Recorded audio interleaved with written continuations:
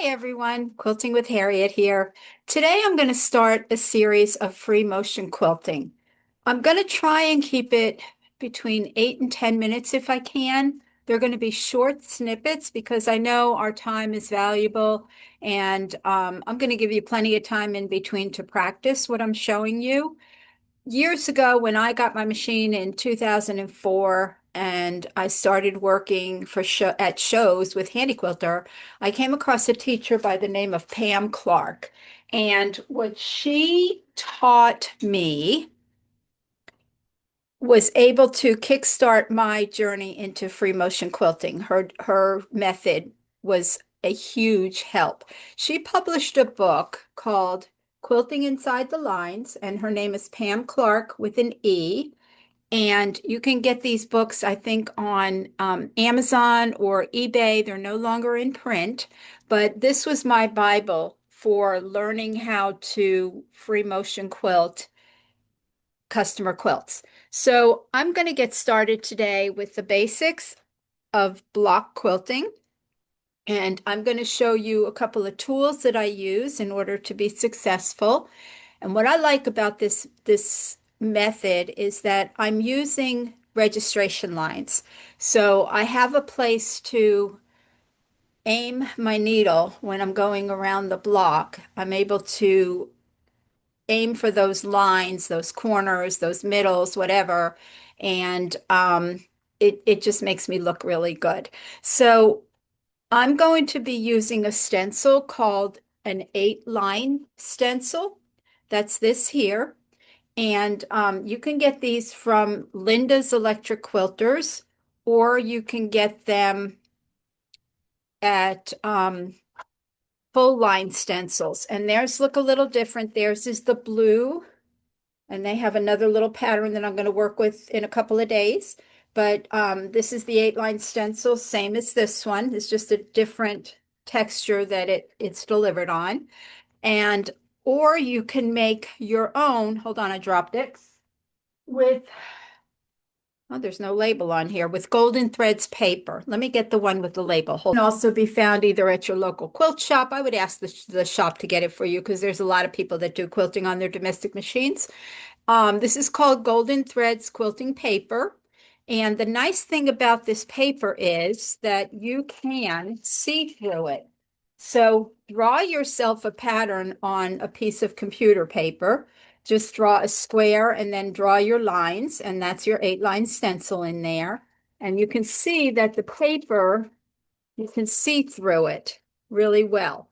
So what I would do is I would take this, put my pattern on here, and then I would take the thread out of my sewing machine and I would stitch these lines with my sewing machine. And that way, this creates my own stencil. I can use it over and over. If it gets worn out, I just make another one. I can make it any size that I want. So if I have really big blocks and this stencil doesn't fit in that block, then I can make it bigger, or I can make it smaller as well. And I'm going to show you how that works. Another thing that you want to invest in is a pounce pad. So these are little sponges in here, and it holds powder. So the powder that's in here is an iron off powder, and you just need like 2 or 3 tablespoons in order to use this. And a lot of people bought these when they first started quilting, and they're like, oh, it doesn't work. It's no good. Well, that's because you're not using it correctly. So I'm going to show you how to use this. Let's do that right now. Let me switch my camera over. All right. So let me zoom you in here, and I'm going to show you how well this powder works.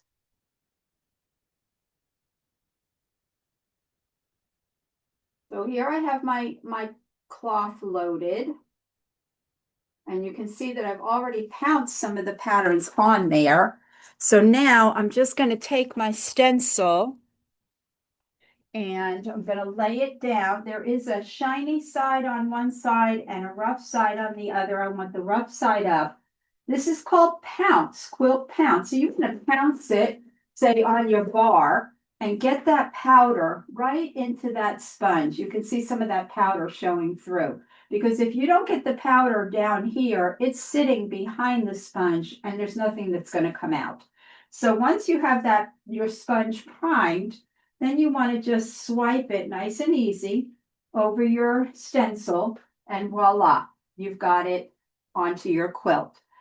Now, the best thing for you to do is to take your pattern, make a copy of your pattern, take a plastic page protector, stick this inside, use a dry erase marker and draw over and over and over. Just take a tissue and wipe it away, or a piece of batting.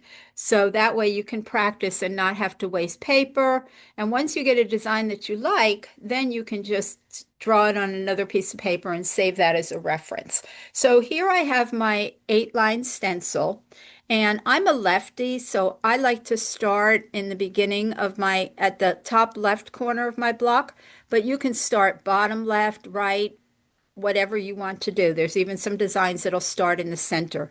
But the point of this is that I'm going to start here and I'm going to end here, okay?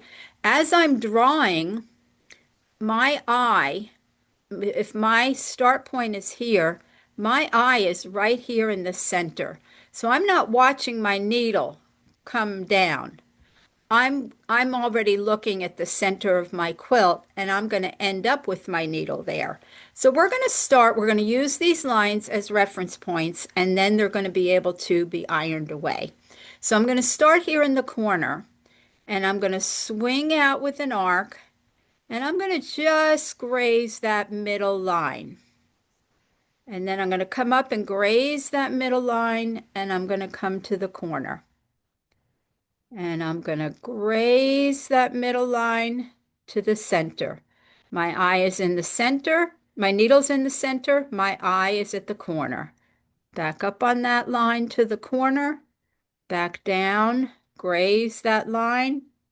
Graze that line. Graze the line. Now, the important thing is here, stop with your needle down. So set your needle to the down position.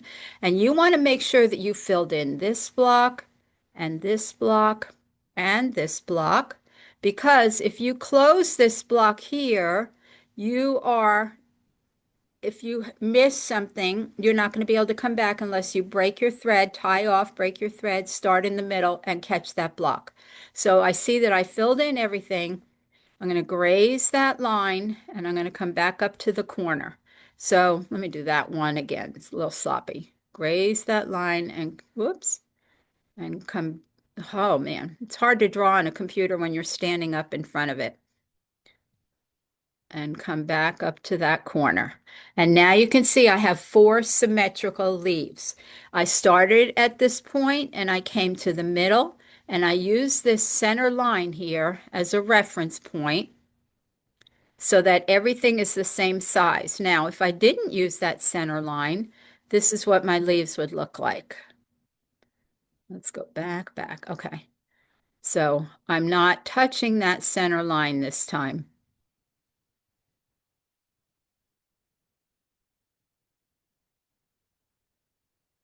I stop with my needle down. I check that I filled in everything, and I go up to the top. Now, I've got skinnier leaves this time, so I have a lot of open space here that's not quilted, okay? If I do it with using the lines, graze the line, back up. Now you see that I don't have as much space in here that's not quilted, so it won't be a puffy space, okay? You can fill that in as well, but we're not going to do that today. We're just going to work inside our block, just with the lines. So that's what these registration lines are for. So let me show you how I do that on the quilt, and then we'll go and do another design. Now I have my machine set in the cruise, so my needle will continue moving when I pause at the points. See if I can get you in a little bit closer here. And I've got my regular foot on because I don't want my glide foot on. I want it to, I want to be able to see where I'm going. So my glide foot is for my edge to edge. Okay, I'm gonna lock my stitch. Now I'm gonna do this with one hand so I don't get my arm into the camera. And here we go. Start at the corner, pause at the point, pause at the corner, pause at the point, pause at the point, pause at the point, stop with my needle down. I can check that I filled all of these in. And now I can slowly up to the front. And there we go. And just so that I don't burn myself, I'm going to show you that this can be ironed off now. So I think I need to get the machine out of the way a little bit so I can get in here. Away go my lines with a little bit of heat. Let's do it on the big one. I don't have a flat surface here, so it's not really helping me. There you go. The lines are gone. I'm going to put my iron down and unplug it because I'm not going to use it again. Okay, but I won't burn myself.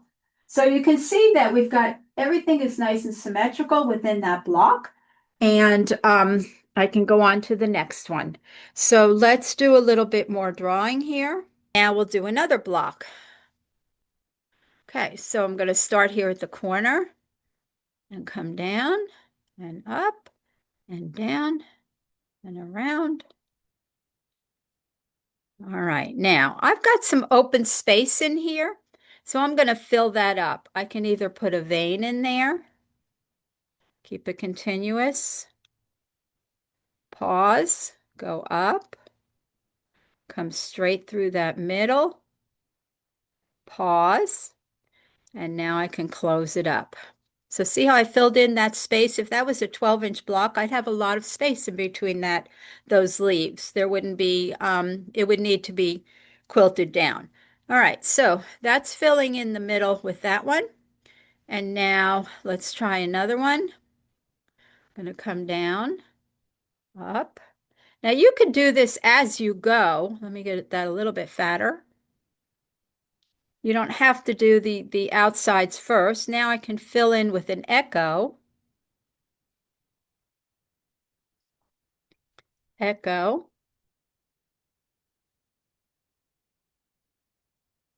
Echo. Do my echo. And now fill it in. Look at that. I filled in that whole block. Okay. If you want to fill in these spaces between, you can come over here and maybe do a little loop, a loop, a loop, and still end up back at the beginning. So you can fill it in that way, or you can do some little, I think they call these refrigerator coils, and just come around. Or you can do a little meander. Okay, or you can do some little pebbles. You get the idea. You can really fill that in. So this all is custom quilting. This is not something you're going to do for your edge-to-edge price if you're in the business. This is this is custom quilting, so you're going to charge a little bit more for this. It does take more time. Okay, so that's another pattern that we can do. Here's another one. I really like this one. I'm going to put some little registration marks here. Oh, they're kind of equal in distance. And now I'm just going to loop around those marks. So we're going to go loop, loop, loop, all the way around. This is a really cute one quilted out. I'm going to come back up to the top and it's done. Now, I don't have a lot of space in here because my dots are closer to the center. What happens if you put the dots up higher?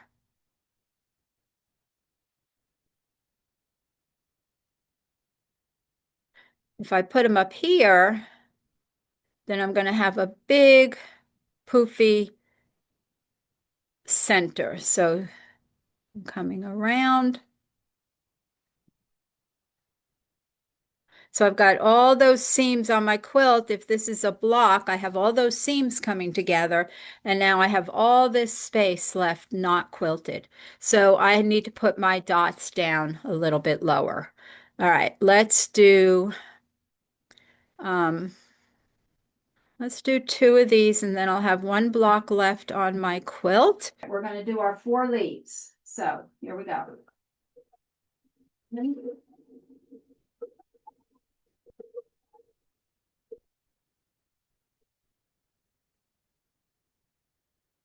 Okay, now I'm going to do my leaves.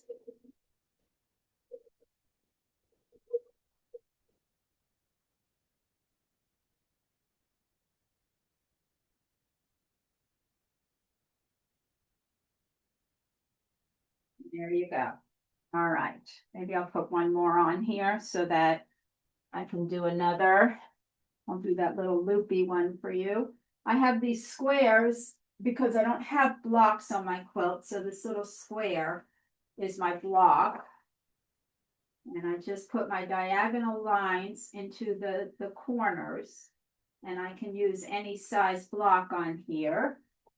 All right, so let's see. Let's do that one right there, and I'll do those little loopies. All right, here we go.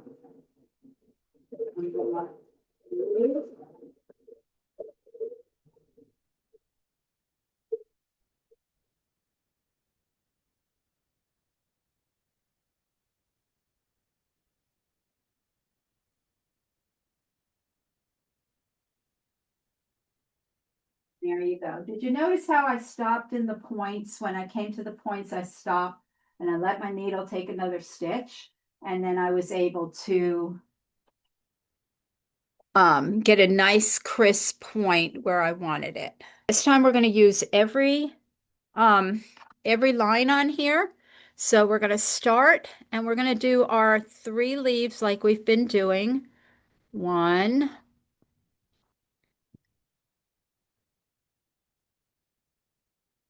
1, 2, 3, and stop and check it out. Make sure you did them all. Now I'm going to start. I want to use these lines here now. So I'm going to go on the diagonal to the top to the diagonal. And now I'm going to jump up on the diagonal to the line, diagonal to the line, diagonal to the line. Stop with my needle down, look at everything, make sure I've got it filled in. And now I'm going to close it up. So when you use your lines, all of these should be symmetrical. They should be pretty much the same size. Now we can do this several ways, and I'll do this one again. We're going to come and we're going to do the 4, 1, 2. Okay, and now I'm going to stop, check, and diagonal to the top, diagonal to the top, to the top, to the top. Check it out, make sure everything looks good, and there we go. There we go. Okay, so that's one way to do it, where you can do your outside leaves. The next way to do this is I can come and do my first leaf, and then I can go back on the diagonal to the top, and then my straight line to the corner, the diagonal to the top, the straight line to the corner. So you'll find one way that you want to do this, and then you'll get into a rhythm of doing this. Okay, stop, needle down, turn, stop the machine, look around, and now close this one up. And there we go. Okay, so now we're going to go to the machine, and let's do that one more time. Maybe I'll do that one more time. Okay, down, diagonal, top, up to the corner, and down to the middle. Diagonal, straight to the corner, diagonal to the top, straight to the corner, diagonal to the top and close it up. There you go. All right, let's go to the machine and do that one. Let me get my camera back. Okay, now I've got one more here, so we'll finish up with this. Okay.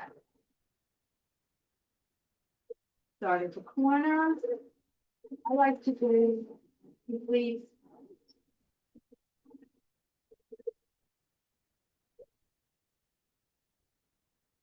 And I like to do a diagonal top.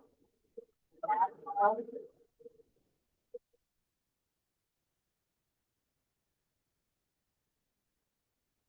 Stop, needle down, check it out, start it up, and close her up.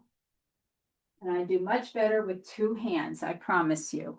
Okay, so that is a mini lesson in free motion quilting with one stencil. And when I come back the next time, I'll show you there's a couple more things that we can do with this stencil other than blocks. So I hope you enjoy this. Give me a thumbs up, please, for the content. I'm not charging for these classes. If you want to throw me some money through YouTube, super sticker, that's fine. I won't say no.